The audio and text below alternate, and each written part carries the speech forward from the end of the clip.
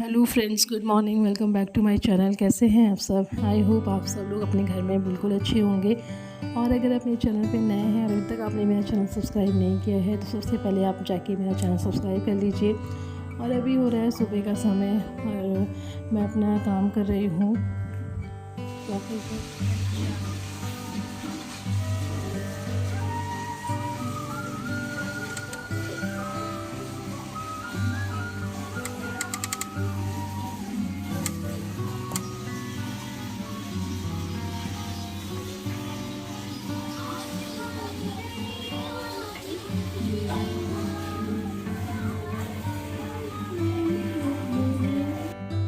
तो मैं झाड़ू पोछा कर चुकी थी और फिर नहा भी लिया था और पूजा भी हो गई थी। और उसके बाद मैं आ गई थी किचन में। तो मैं खाना बना रही थी। तो मैं बना रही थी आज आलू की भुजिया और साथ में पराठे बनाने थे क्योंकि दाल खाने का मन नहीं था। तो बस इसीलिए कोई एक्स्ट्रा मेहनत नहीं, बस पराठे और भुजिया एकदम सिंपल सा।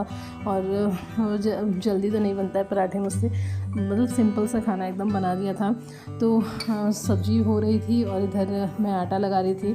तो आटा लगाने के बाद फिर मैंने पराठे बनाए थे। तो मैंने पराठे बनाने स्टार्ट कर दिए थे और सोनू हिमांशु दोनों लोग खा के जा भी चुके थे।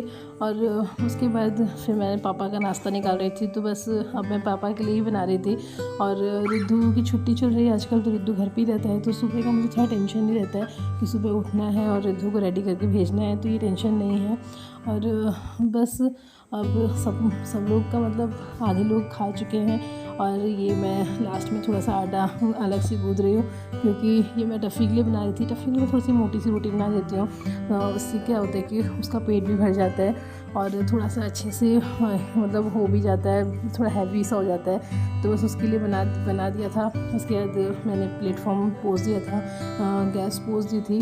और रिद्धू की ना तबीयत ख़राब है, रिद्धू आशी दोनों की ख़राब है। दोनों को काफ़ी अच्छा खासा वाला कोल्ड हो रखा है, फीवर है। तो रिद्धू उठा है, सो गया अभी।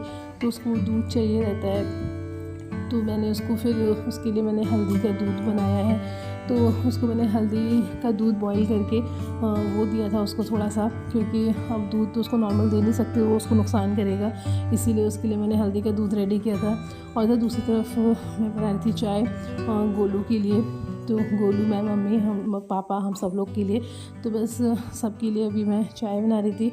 और उसके बाद फिर मैंने वापस से पूरा प्लेटफॉर्म पोंछ दिया और चूल्हा पोंछ दिया था। और जो बर्तन थे सब खाली वाली कर दिए थे और निकाल के सिंक में डाल दिया था।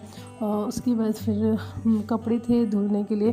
तो बस सारे कपड़े जो थे वो धुल रहे थे और मैं निकाल के फिर मैंने बाल्टी में रखा। और उसके बाद मैं लेके चली गई तो उसको ऊपर डालने के लिए।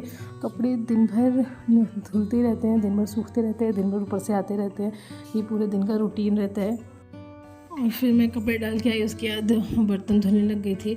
आशी बीमार है, बहुत परेशान कर रही है। तो बस उसको जस्ट मैं सुला के आई हूँ। उसके बाद मैंने ये सब काम किया है। तो बस जल्दी जल्दी से अपना काम ख़त्म करने में लगी हुई हूँ क्योंकि जब तक वो सोई है तब तक ही हो सकता है। बच्चे बीमार होते हैं तो बहुत रोते हैं, परेशान करते हैं। तो बस जैसे ही मैंने बर्तन धुले वैसे ही फिर वो उठ भी गई थी।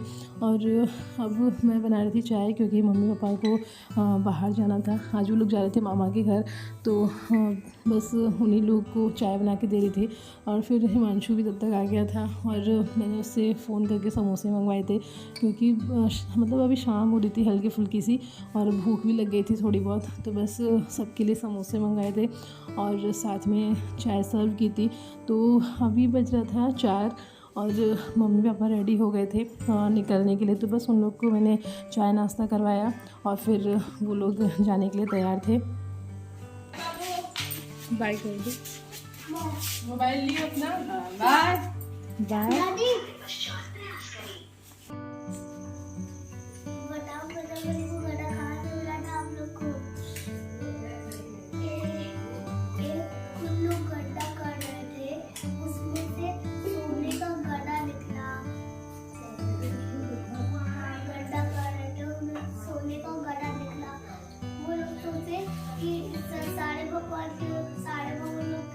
सारे भगवान के पास हथियार है, बजरंगबली के पास नहीं है। तो सोचे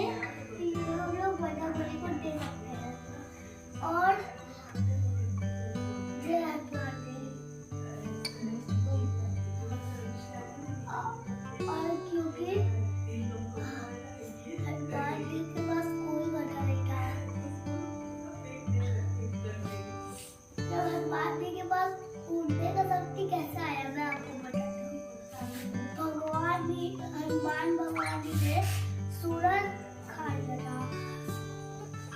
सूरज खा लिया था तो उसके बाद उनको गधा कैसे लिया? ये गधा उनको, जब वो सूरज खा रहे थे तब वो नीचे गिरते गिरते वो पवन क्या करते हैं उसको? पवन देव के पास आए। उनके गोद में पवन देव के पास आए।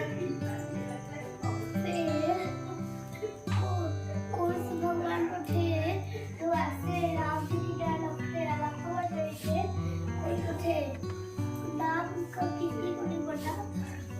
उनका नाम था श्री राम के एकदम बड़े बड़े भाई, भोलेनाथ से छोटे थे और एकदम बड़े थे। फिर उसी ने हनुमान जी को गधा दिया था। उनने बोला था कि जैसे जैसे तुम जैसे दिखाई तो दे रहा हूँ।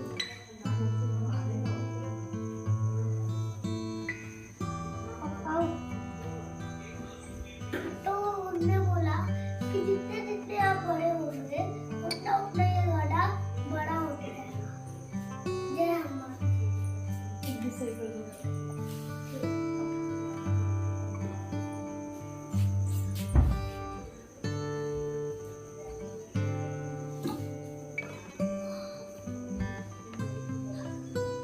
और मैं आपको ये भी बताना चाहता हूँ,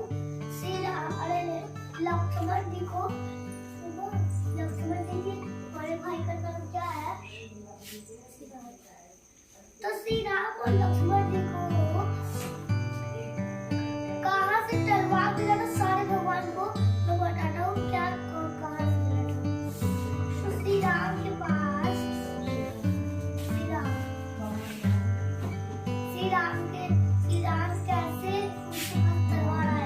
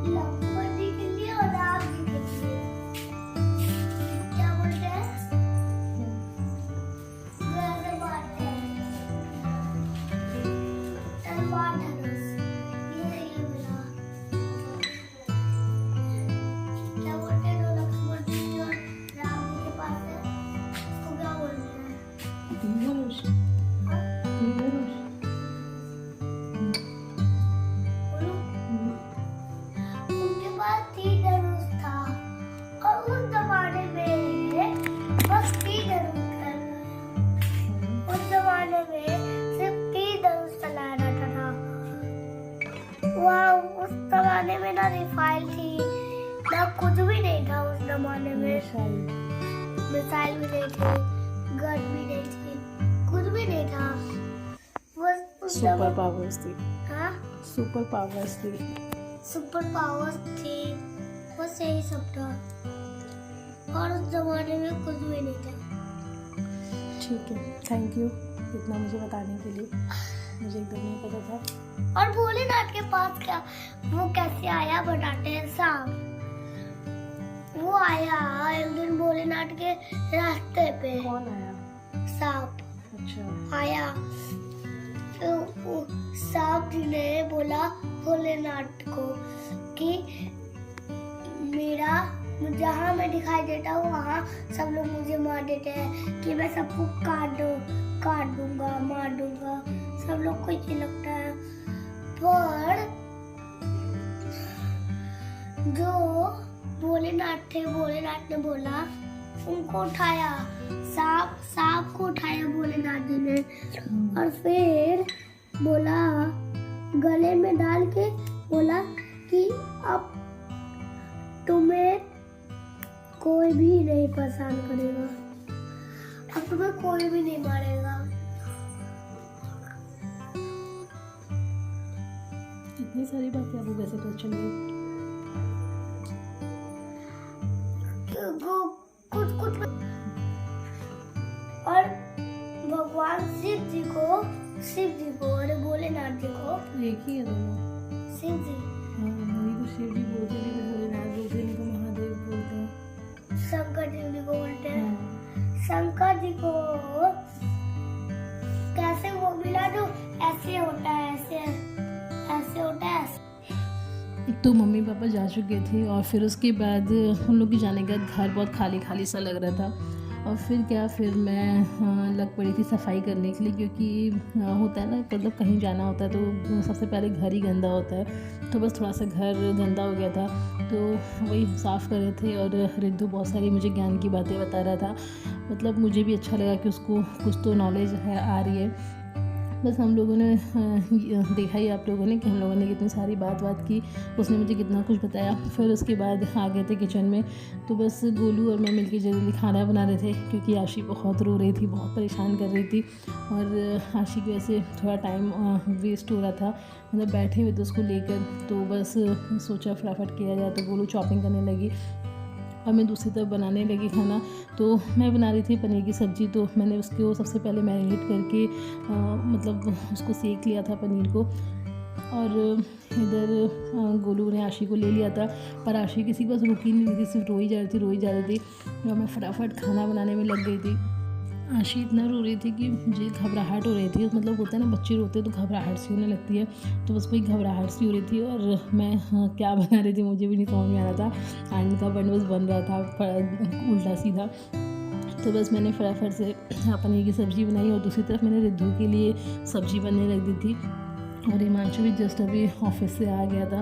तो हिमांशु मतलब आया तो पहले ही था, ऑफिस से नहीं आया था, वो मम्मी पापा को छोड़ कर आया था। मम्मी पापा को मतलब जाना था, तो बस बिठा के आया था, क्योंकि आज सोनू नहीं जा रहे थे और दोनों भाई पास टाइम नहीं था जाने का। तो बस मम्मी पापा अकेले गए हैं, वो लोग आउट ऑफ सिटी रहते हैं, मामा मामी, तो थोड़ा सा टाइम लग जाता है जाने में। तो बस वो अभी आया हम लोग को छोड़ के। और इधर मैं फटाफट से खाना बना रही थी।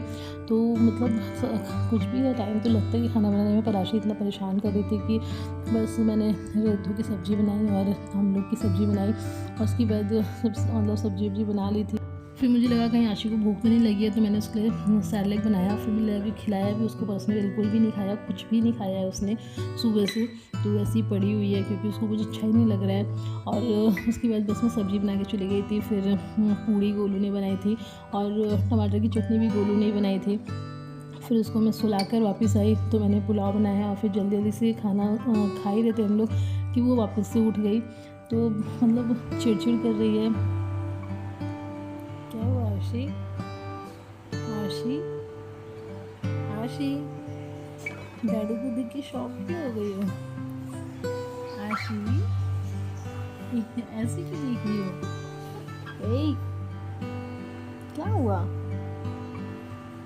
बेटा? आशी कितना जल्दी।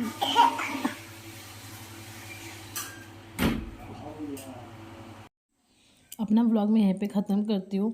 अगर आप लोग को मेरी वीडियोस पसंद आ रही हैं तो please do like, share and subscribe my channel. Bye bye.